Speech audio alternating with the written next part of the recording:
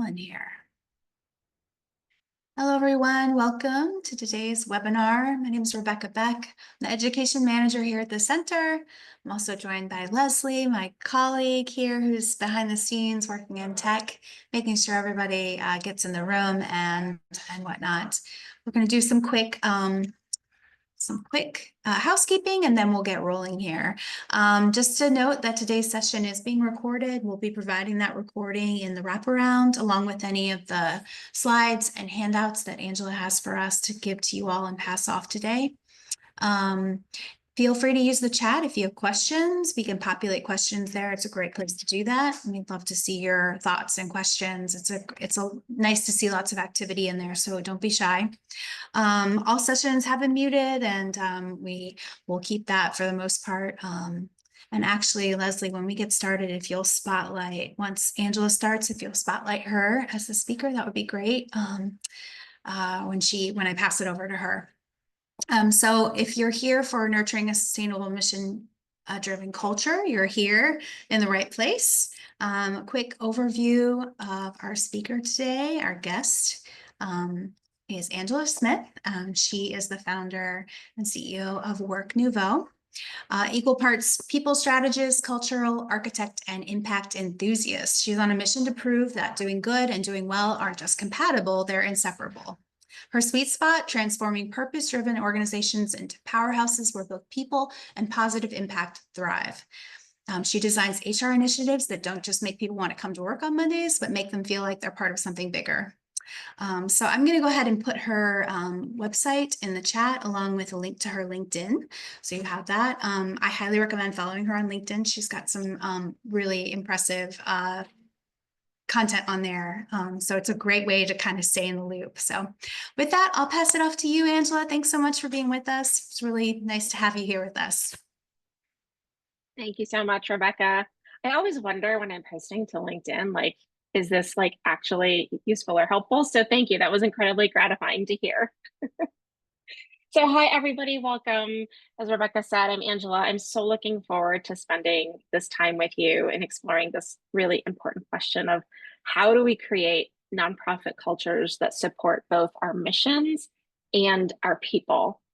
My background, my career, I started in the nonprofit world, and I've seen firsthand nonprofit work is driven by such deep purpose. We're here because we care about our communities, about change, about making things better.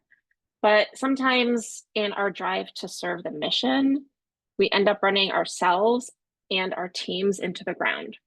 And this session is about how we can interrupt that pattern and build workplaces where sustainability isn't an afterthought, it's a part of how we actually do the work. So there we go. Our goal today is to unpack how we can better balance purpose and people. Often we're told, or sometimes we just assume, that these things are in tension with each other, that to drive the mission forward, we have to push ourselves harder, work longer hours, or carry more. I want to challenge that idea, because a sustainable culture isn't about sacrificing impact. It's about creating the conditions where that impact can last. And this is not about adding more to your very busy, very full plates. It's about making really slight shifts in mindset, in behaviors, in communication that align with your values and that support the long-term health of both your people and your organization. So we're going to start with some honest reflection. Think about your organization as it is right now today, and ask yourself, which values or what values do you see as most visible in people's day-to-day behaviors? What values or behaviors are rewarded, or, for lack of a better word, punished? I hate that word, but I can't think of another one right now. Whether it's intentional or not. What are we celebrating? What are we discouraging? Where does the passion show up? What moments or actions feel alive and really connected to your purpose? And then the flip side is, where does that burnout show up? Where are you seeing signs of burnout, people hitting that wall or people hitting their limits, even if they keep going? And I invite you to just sit with these questions for a minute, maybe jot down a few notes. You don't need to share them. They're for you. But as we talk through some of the strategies today, I invite you to think about what comes to mind when you think about these questions. One of the core tensions that we encounter often in nonprofits is the pressure to overperform out of a sense of a commitment to the mission. Many of us show up every day because we deeply believe in the work, and that's beautiful. The mission of the work that we do is urgent, but it can also lead us to some unsustainable habits. Consider this. Your mission is urgent, but our people are tired. So I would invite you to pause and reflect on that and consider, when you hear this or when you read this, what comes up for you? I'm curious if a few of you are comfortable. I'd love to hear a little bit of what's coming up for you when you hear this phrase or when you think about this.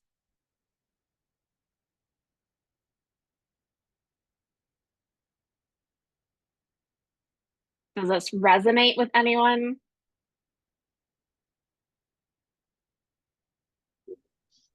I can speak. Everyone at the workplace is tired, yes.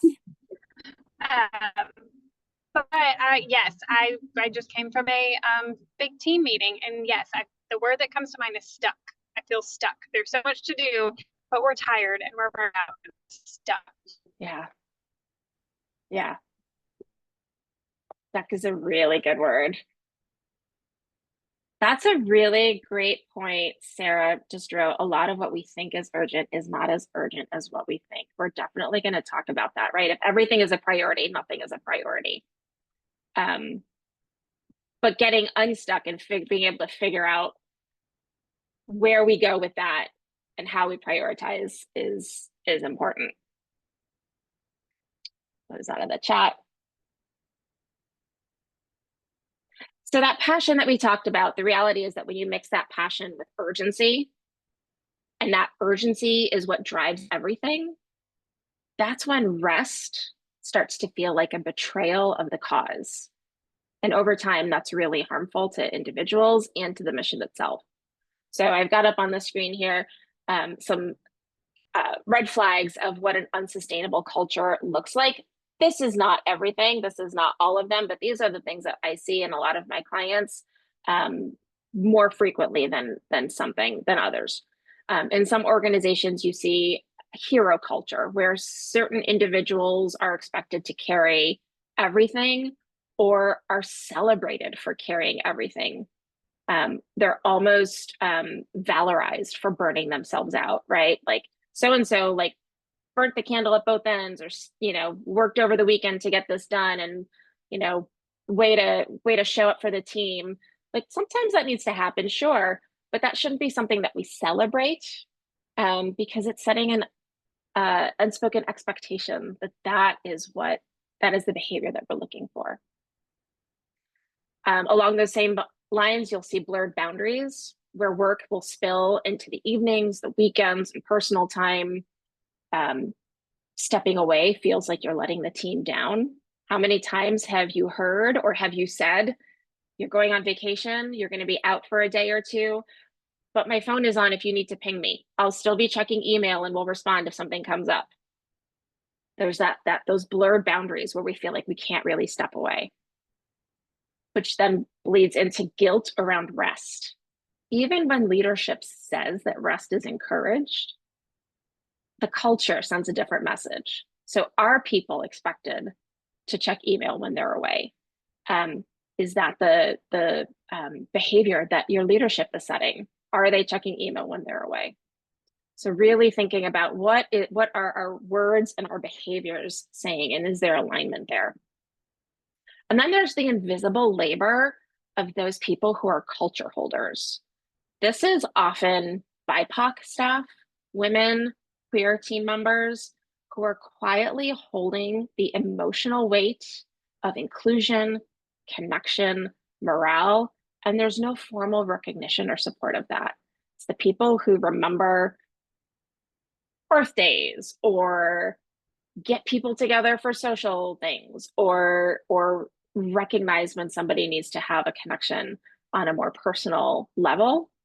It's a lot of labor to hold and to carry. It's a really important thread of a nonprofit, of any organization. But how are we recognizing that and supporting that? And is that labor distributed equally throughout the entire team? Now, it's important to note that these dynamics don't happen because people are bad or people have bad intentions. It happens because we don't always pause to notice who's holding what and whether the system that we've built is actually sustainable. So we're going to ground some of this in some real world scenarios, and I would love to hear if any of these sound familiar to you.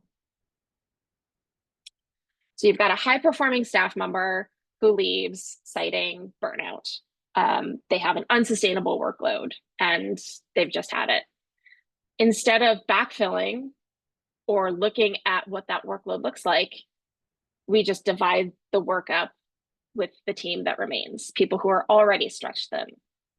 Curious if that is something that anyone here has witnessed or experienced or seen before. I know I have.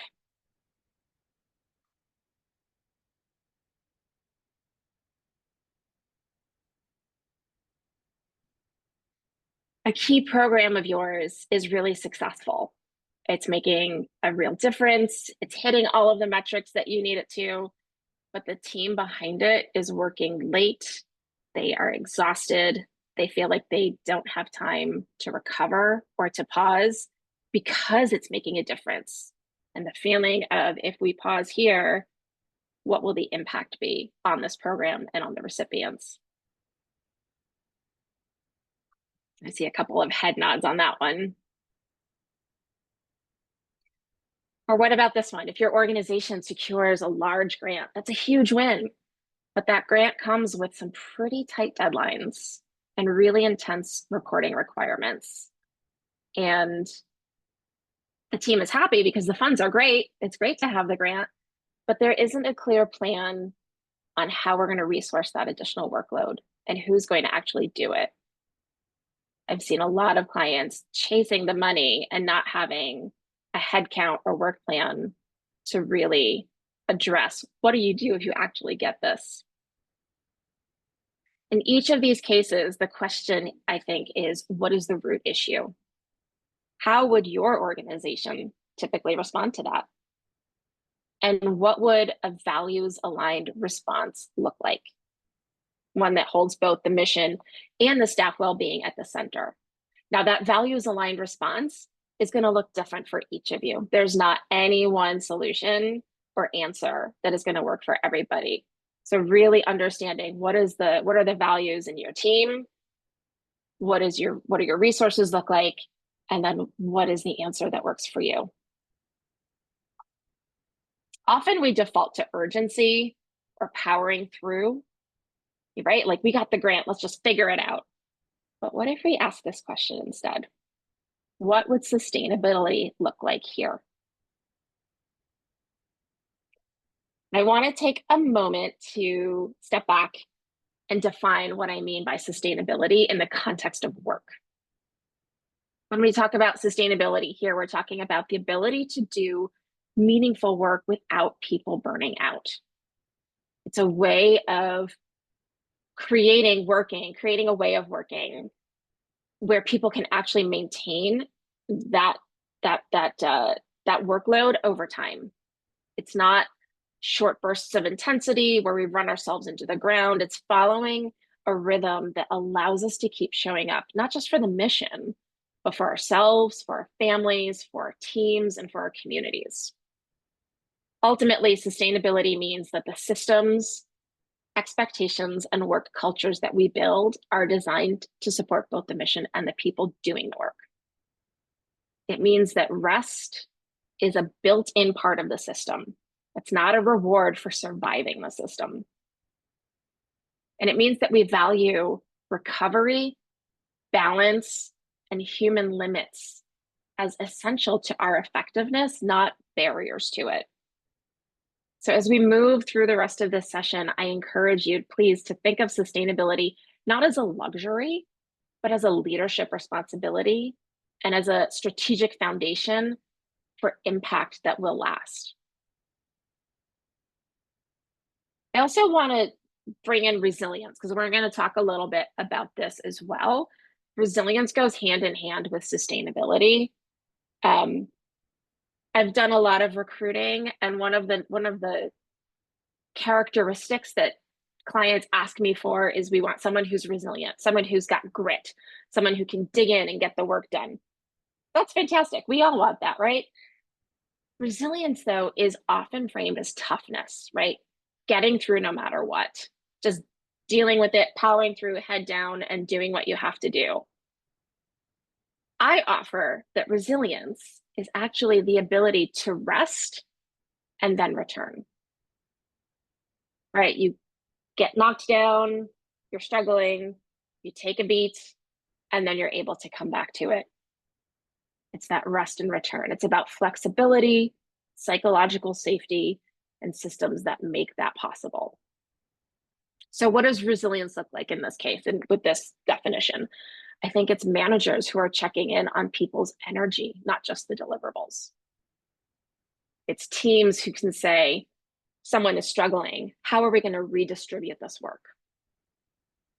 Or roles that are intentionally designed with some breathing room and recovery time built in, right? You have a project coming up. Are we building in time to debrief, rest, recover once that project is complete? Or are we just going right to the next thing? So when we think about sustainability and solutions, I want to zoom out and look at the challenges holistically. This means considering that there are solutions on 3 interconnected levels: the organizational level, the team level, and the individual level. What very often happens in conversations about burnout is that we zero in on the individual. We are told to practice self-care, set firmer boundaries, maybe meditate or take more walks. And yeah, all of those things are great. They matter. But if we don't also address the systems that people are working within, we're basically asking people to take better care of themselves inside of a broken system. It's like giving somebody a cup and telling them to catch water from a leaky pipe instead of fixing the pipe itself.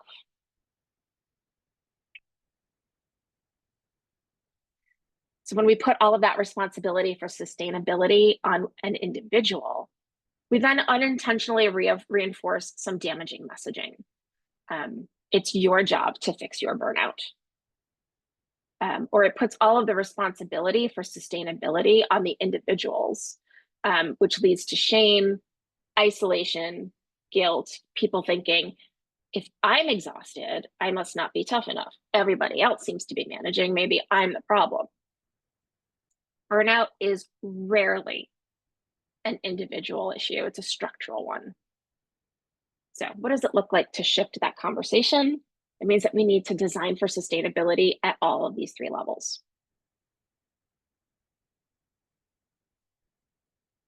At the organizational level, sustainability starts with leadership decisions and the systems that either support or undermine well-being.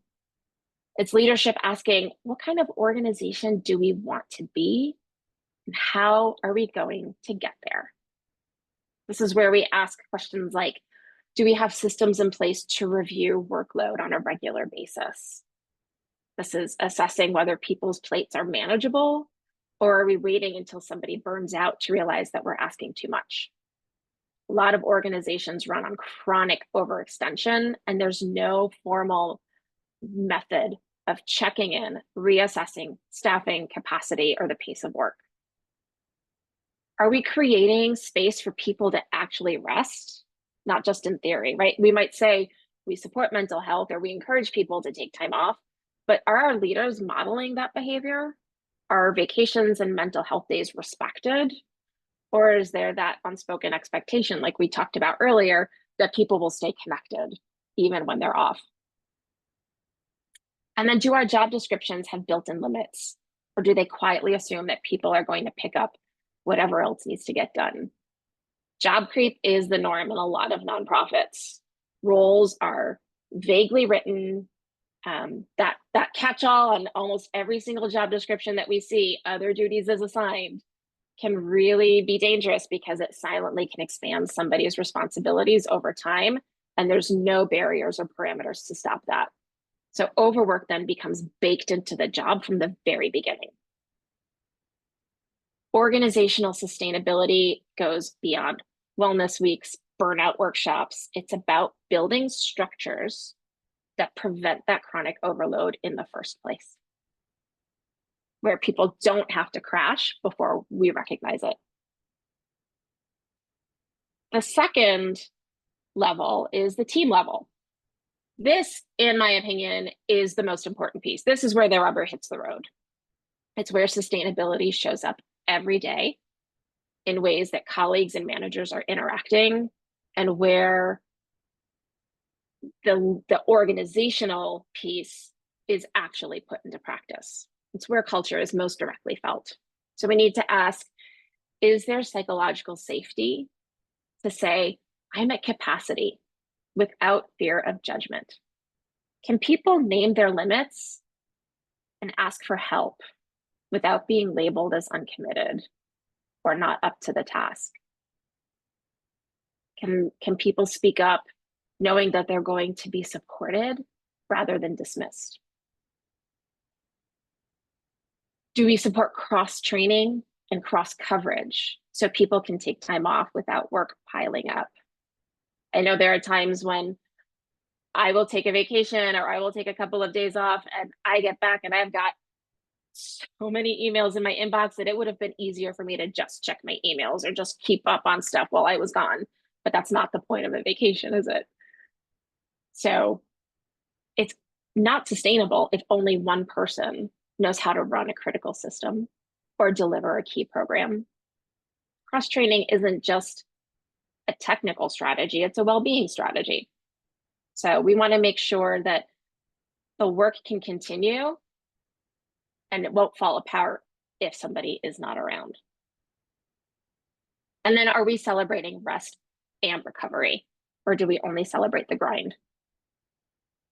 Right? We talked about this earlier. We don't want to celebrate people who are pulling all-nighters or working through illness or going above and beyond. Above and beyond should be an occasional thing. Above and beyond should not be the baseline.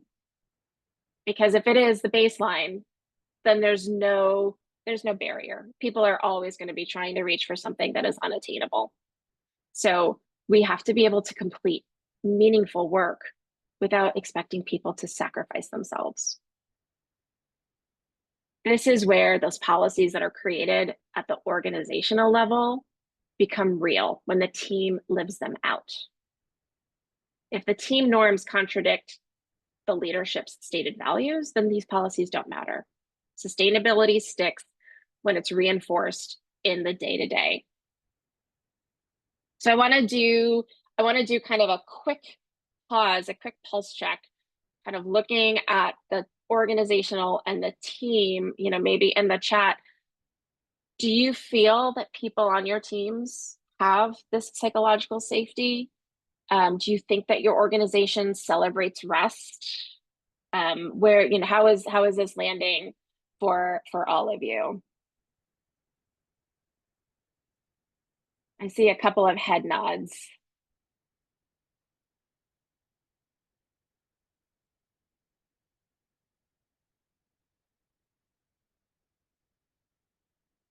And maybe what's resonating with you or what you're noticing might give you a little bit of direction on where you might want to focus or where you might want to go next with some of this information.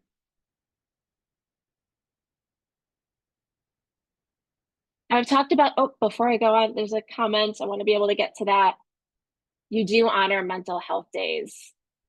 That's good, and that's so important. we can always do more. We can always do more. In small organizations, it is definitely hard to build cross coverage. Absolutely. That is a challenge. And there are small ways of addressing it that that we can talk about. And it doesn't have to be everything there's cross coverage or cross training, but there are certain key things that shouldn't be, if somebody gets abducted by zoo aliens tomorrow, you don't want any one person to have the keys to just, to one thing. So, but it is trickier in smaller organizations for sure. I see a hand up with Elizabeth. Yes, so I'm new to my organization. Like this is week 6. So it's Dementia Alliance of North Carolina, and they have a new, or I guess we have a new, oh my gosh, the word just like totally left my brain. Oh my gosh, extended vacation, like extended leave policy. What is that called? Sabbatical. There we go. A sabbatical, great. Yes. So that just went into effect right before I started. And so we have, 2 team members taking sabbatical over the course of the next 12 months. And what's interesting is the guilt that the team members who are taking the leave, that I'm hearing them express about taking it, because they don't have to do like a project or, anything while they're off. It's truly time away to, really rest and recuperate and recover and, really so that they can come back and be, at full That's great. capacity again, recharged. But as they're prepping and like even trying to plan out these moments of, 3 to 4 weeks of leave at a time, Yeah, the guilt that I'm hearing them talk about leaving their, their other team members, and not in the lurch, but leaving them to take up the extra workload. And then also, the stress of trying to plan for it. sure. And it's Yeah. not coming from the organization, it's coming, because obviously the organization has put a policy in place to encourage rest Yeah. and recuperation and recharging. Yeah. And we're going to get to the individual piece, right? There's there's organizational team and then individual, we'll get to that. But it's fantastic that you are offering that it is supported and encouraged, that there's a plan in place. I worked with an organization that had sabbatical policy and they didn't have any planning as part of the process. People like basically submitted time off and then were gone for a month, which I don't know how that actually worked in practice. So it's, I think maybe part of the planning process is discussion with the team of, we support this. Again, I don't think it's intentional, but, other team members might be saying something like, oh gosh, like this is going to be really rough when you're gone, or how am I ever going to do this? They don't mean it in a bad way. We're not trying to make somebody feel guilty, but the unintended consequences that somebody might feel guilty, that may be something that's happening. And so part of the education of the sabbatical policy could also include, this is how we talk to people or how we treat people who are going on sabbatical. They have earned it, they deserve it, they need it. So we have to, and then at some point it's going to be your turn, and you don't want people to treat you like that either. So that, that may be a piece of it too.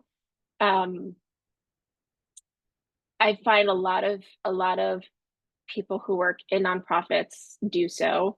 This is not a surprise to any of you, because they care so deeply about the mission, and the camaraderie and connections built with people who are working together under those conditions is real, and the guilt is real as well.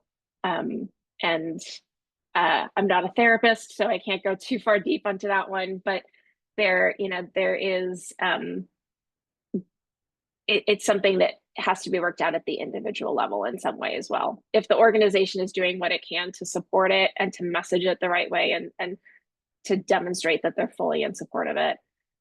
I think assuaging them of it and then accepting it as part of how deeply they care, and their job will be there when they come back. That's a great question. Thank you. So I want to pause here because in both the organizational and team categories, I've said this before, but I'm going to repeat it. It's important to keep in mind that this essentially requires leadership and managerial action and modeling. There are lots of ways to model these behaviors, right? And one of the handouts that I'm going to share after this is a guide for leaders on how to do this. But if leaders are not actually modeling it, the message that people are going to walk away with is, what are the leaders doing, not what they're saying. The policy can say X, Y, Z, but if the leaders are doing this, something different, that's what people are going to be picking up on. So I always encourage leaders to model disconnecting publicly. Whether it's verbally, whether it's in writing, on Slack, in your Teams, in your chat message, in an email. Here's when I'm stepping away. Here's when I'm available. I have a client that very frequently says, I'm going to pick up my kids. I'm leaving at 4:45 these days of the week, so that people know he's leaving at a certain time. He's going to be disconnected. He's picking up his kids. He says, I will check email after they go to bed. And if not, then in the morning. So people know the expectation and recognize that that is not only accepted, but practiced. I am a big fan of using the schedule send feature on emails. I have clients in lots of different time zones, so I'm kind of working all over the place, but I always try to be mindful of where that client is, and I don't send emails after hours or on weekends. I like to say that I don't do it when I'm on vacation or when I'm off, but sometimes I do. But I always use the schedule send feature so that it shows up in their inbox 9 o'clock on Monday morning or noon on a Tuesday, so that it's out of my head. I don't have to think about it anymore, but it's not going to show up and send the message that I'm expecting some sort of response when they're not working. And that's both in Google and in Outlook. It's fantastic. It's probably my favorite invention technologically, like the last however many years. Respecting those team boundaries, honor people's limits without questioning their commitment, and encouraging staff to take time off. And take it a step further, help the staff to arrange proper coverage to support them, right? Don't expect staff to do that, particularly if there are certain reasons that people are going to be off. If it's something sensitive, if it's something urgent, the staff may not be able to do that. What a gift to have a manager that steps in and says, I'll take care of this, you take care of what you need to do. Normalize talking about capacity. We have one-on-ones, we ask about deliverables and, projects and how's this going and what's happening here. Let's ask, do we have bandwidth for this before we add new programs and projects? It might be a great program, it might be a great project, it might bring in some funding, but if you don't have the capacity for it, you're just going to burn out. Your team's going to burn out. So normalize talking about capacity. And similar to modeling disconnecting publicly, be transparent about your own limits. One of the best things we can do as leaders is to show vulnerability and show that we are human. And that means sharing when we are stretched, how we're managing it, demonstrate that boundary setting is not a sign of weakness, but it's a professional strength. Which then segues into the work that is needed at the individual level, because yes, this is a very important part of the process as well. Individually, we have to learn how to build those personal tools to manage stress and navigate complexity. We have to think about, how do we advocate for our own capacity? How do we recognize in ourselves when we are reaching our limits? And then we have the skills and the tools to say, I can't take that on right now. Now, back to what I said before, we've got to have a team and a structure that will support that and receive it. But we as individuals have to name it, because my capacity is different from your capacity. So what works for me I might be able to take on XYZ. You may only be able to take on X and Y. And that's totally fine, but we have to be able to talk about it so that we know where those gaps are. Building peer support so that you are not carrying it alone. Sustainable work does not happen in isolation. It requires relationships where you can share the load, share perspectives, and remind each other that it's okay to slow down. And then reconnecting to the purpose so that the work feels meaningful but not consuming. Sometimes we start to feel like work is our identity, that our worth is tied into the output. But sustainable individuals are those who can stay connected to the why of the work and why the work matters, but also maintain a healthy separation from it. The mission is important, but you are not the mission. You are a person.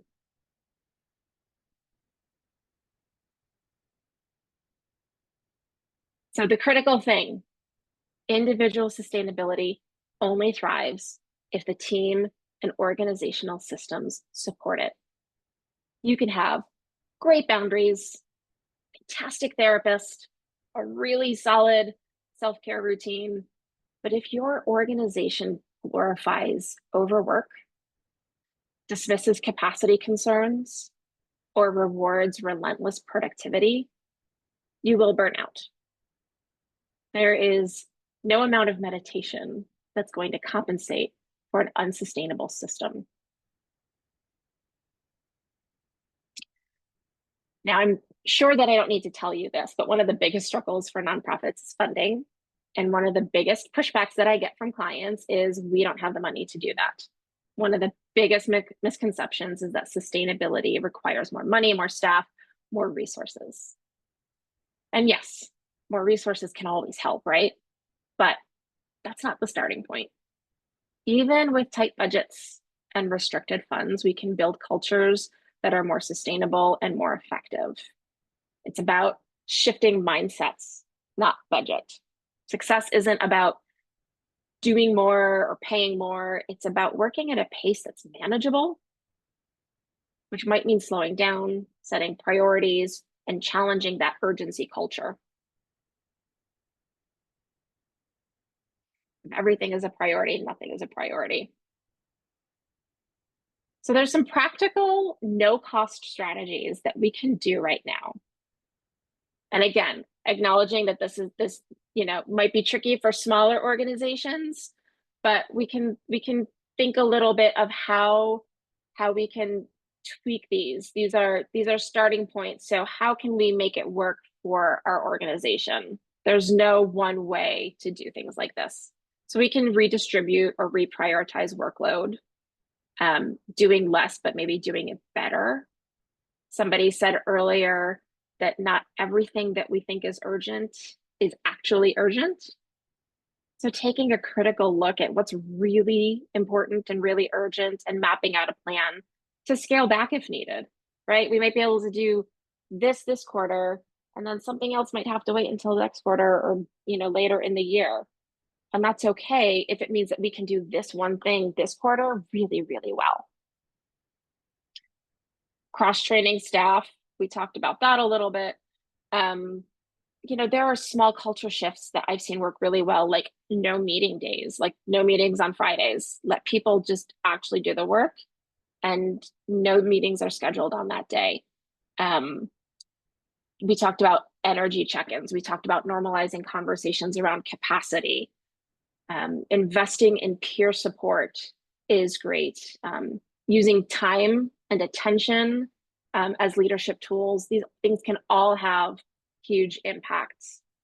The bottom line is we don't need a huge budget to begin. We need clarity, we need intention, and consistency.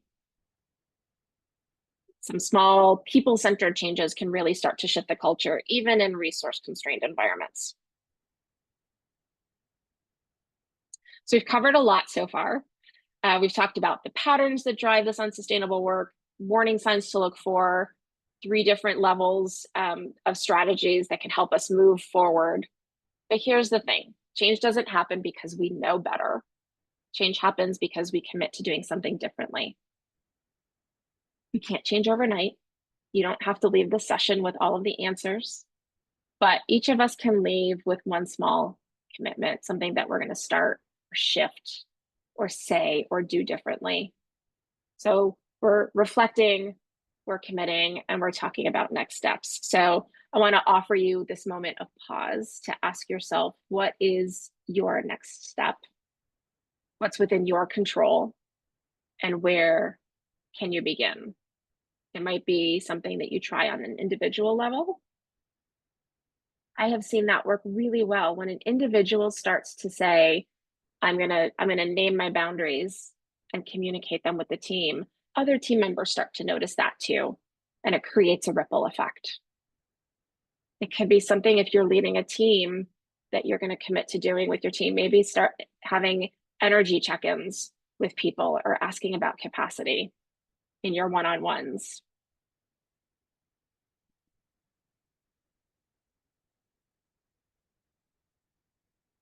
So offering this to you as a moment of pause of what is your next step.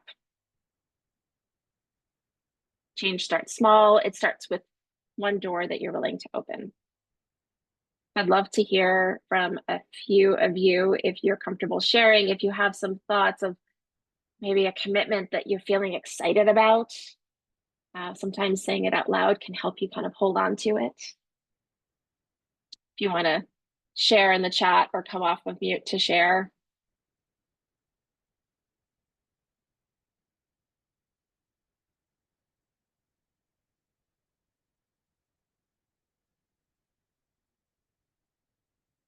And it's a lot to kind of process and take in, and that's okay too. Capacity chats in your staff meetings, that's fantastic.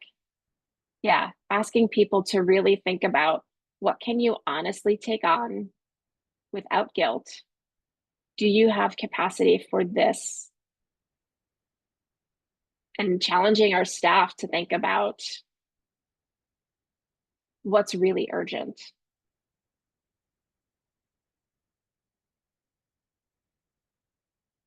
I'm excited to hear how that goes for your staff.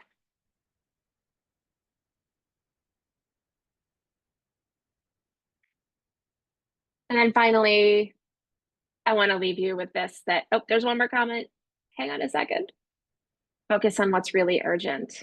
Yeah, really stepping back and identifying what's really urgent, what can wait. And in so many ways, so much of what you're doing is so urgent and so important and makes a difference. And it's hard to put something on pause when you know it's going to be impacting communities.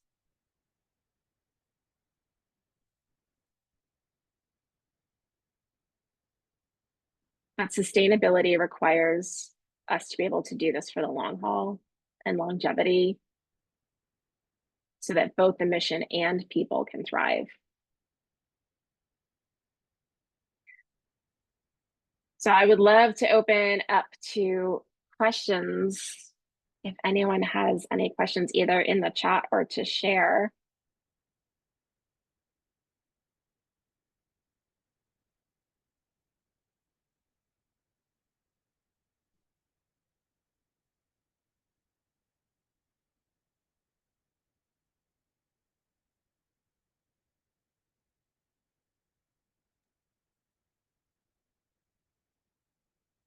And I'm available if a question pops up after this session, after you've had a chance to think through this and process a little bit.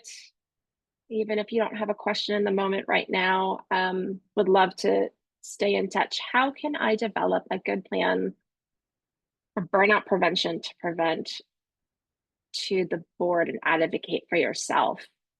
So I think this question, if Andrea, if I am interpreting this correctly, that you want to create an individual plan for yourself to share with your board.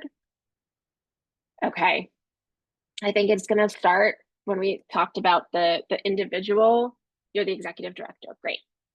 When we talked about the individual the three, oh, you missed the first statement. Let me go back to that slide. So we talked about three different layers of solutions: organizational level, team level, individual. At the individual level, I think since you're the executive director reporting up to the board, I think starting those conversations, and this could be like a managing up situation, right? This isn't a leadership down conversation at all. This could be a managing up conversation. So explaining to them, being really clear about what your boundaries are, about what your capacity is. And I think a conversation about if you as the executive director is burning out, that's going to trickle down through the staff, trickle down through the team. The mission is going to suffer. As the board, that would be something that I would hope that they would be interested in. But it starts with you being able to really articulate where's the capacity, where are the lines being crossed, what is a non-negotiable for you, and then build out a plan. I like to think in quarters in terms of the work that I do. Like, what can I do this quarter? This is what I'm committing to. And if something else comes up that I get really excited about, right? Like a bright, shiny object, which happens a lot in the nonprofit world too. Like, oh, there's this that we could do. We could partner with this person. We could go after this grant or something like that. That might be fantastic. But if it's not in the work plan for this quarter, it's going to have to wait until next time. That's just an example of personally how I work.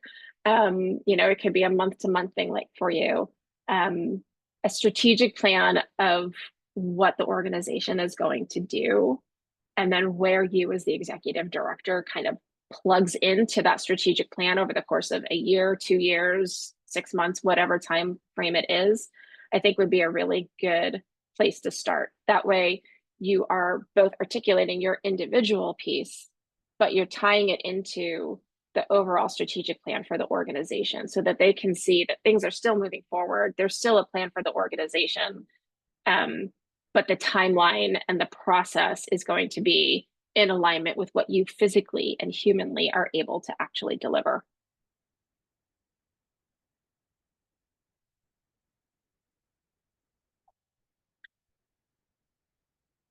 You're very welcome, Andrea. I'm going to take a look at this question from Liz. We are so driven to build and grow your organizations, but it's important for a board and organization to acknowledge that growth for its own sake is not always desirable. There's a pressure to scale up an organization, but that comes with extra work, potential for burnout, especially if it's not sustainable. 1,000%. Growth just for growth's sake is not, it's not always the answer. Growth is not always the answer. Not all organizations have to grow, right? Like if you are meeting your mission and serving your constituents and doing what you need to do, I would say that's okay. Yeah, that's definitely like a board conversation in terms of what do we want this organization to look like? What does growth look like? Being able to say that we're going to grow in a way that is sustainable so that we are not burning people out is super important. That's a great observation. Thank you.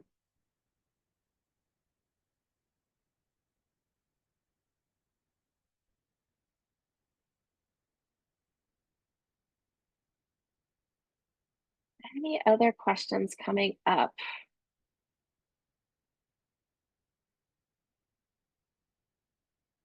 And like I said, if questions pop up,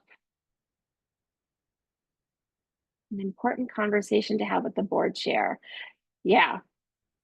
I don't know what the relationship with the board chair is, but that is definitely, I would definitely start there and have them advocate with the rest of the board. That is a very important conversation for sure.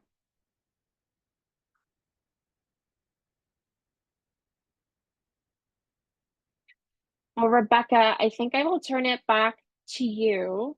But like I said, if anyone has questions, my contact information will be in the wraparound email that Rebecca sends. I'm happy to chat through some strategies with any of you. If this is resonating or if you want to talk through this with a little bit more depth. But thank you all so much for joining. This was an absolute pleasure. Thanks, Angela. Really appreciate your thoughtful approach to all of this. And I'm so glad that folks were able to join us today. Please go ahead and look for that email we're going to send you with the recording, slides, and additional resources from Angela. Write down her contact information, reach out to her, connect with her for more. And we'll look forward to seeing you at a future webinar. We've got lots of good ones coming up soon. So take care out there. And we'll see y'all later. Thanks again. Bye. Thank you.